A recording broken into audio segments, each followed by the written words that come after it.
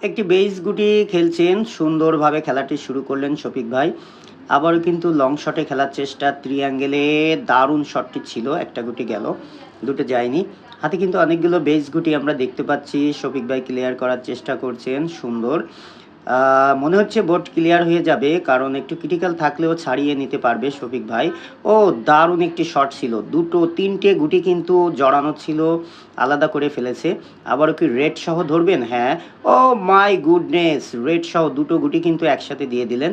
হাতে কিন্তু একটা বেস গুটি দিয়ে কাভার দেওয়ার চেষ্টা, সুন্দর, কোনো ধরনের সাদায় টাচ লাগেনি।